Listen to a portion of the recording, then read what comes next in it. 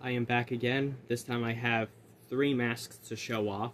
One of them is something you've already seen, but I've redone it because I didn't like how it was before. Might redo it a bit again because there's certain parts I don't like on it, but that'll be for another time when I show it off. But I'm going to show off probably one of the most underrated and easiest pieces I've rehauled. In my opinion, this is probably an underrated Myers mask because it's not really talked about much, and that is the Rob Zombie's clean mask in the first movie. This one was super easy.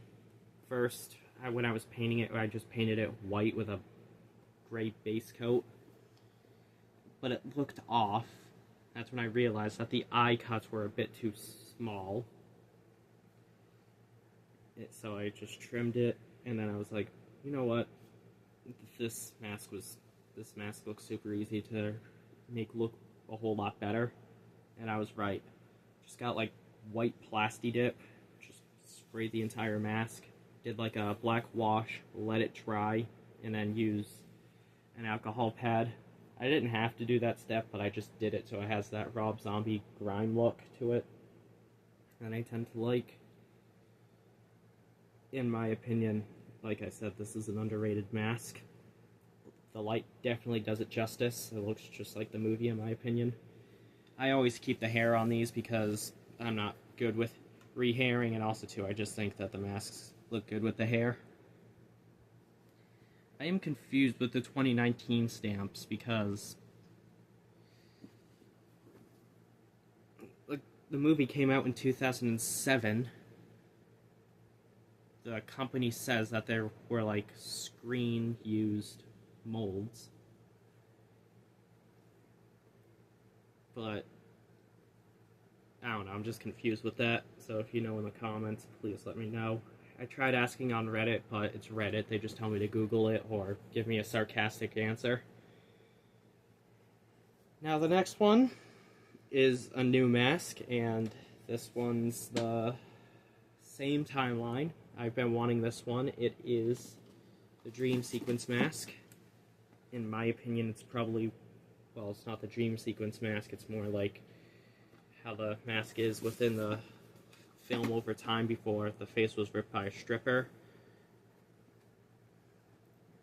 This one I found okay. There could be some stuff that I could touch up, but I really can't put my finger on what it would be exactly, but I originally did have it as the Dream Sequence, but I kind of wanted the more browned look before it was ripped off by the stripper. There were certain parts I went and like trimmed around here just to exaggerate the cracks and cuts.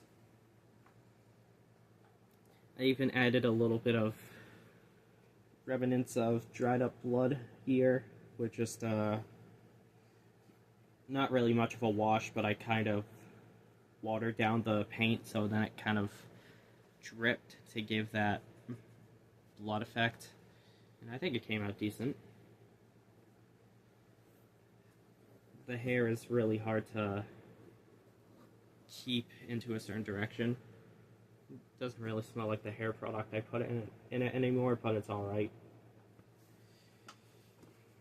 You know, I'm gonna put these on. Yeah, the Rob Zombie masks they're big on my head, either because I have a small head or the actors themselves just have huge heads, but I like to think that I just have a small head. I know I do because my head fits the 2018 mask pretty well, and I forgot to put this one on, so I will before I show you the last mask.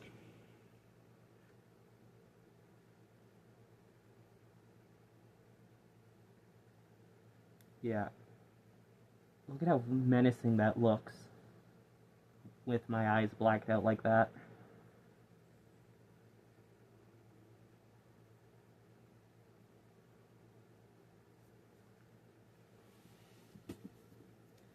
Like I said, I find this one to be a bit underrated because the masks since Halloween 1 and 2 to me were pretty ass, so this was the closest we got to the 78 once again. but it's like you could tell that's like supposed to be a tougher version of Michael. And now for the last mask. This one is a Halloween Ends.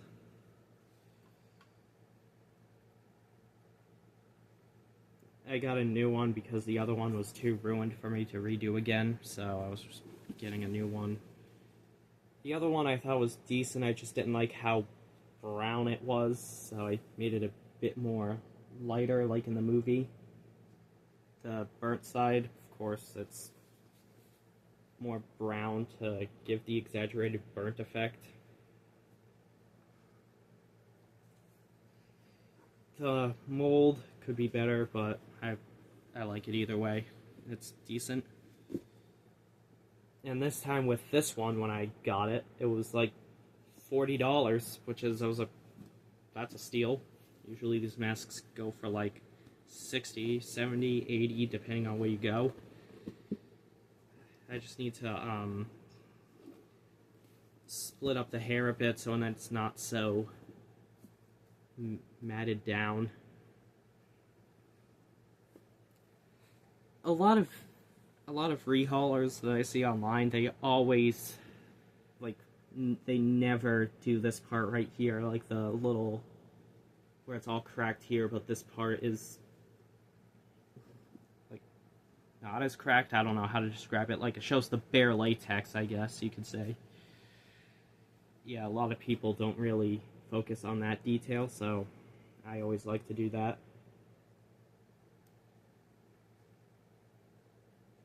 So I'll put this one on, and then that'll be the video, I guess. Yeah, that's a whole lot better in my opinion. I might go back in here with some gloss just so then it fits with the glossy look, because if you look close enough, it's pretty glossy. So, yeah, if I had advice for these masks, especially like the Blumhouse masks, pay close attention to the detail within the screen used photos and the like other rehaul works, because there are really nice detail that people put in, but also there's also some details that people forget to put in my opinion. So that's pretty much the video. I want to do like a quick go over with the, again, my favorite one. Oh yeah, I already did tell, never mind. So yeah, that's pretty much the video.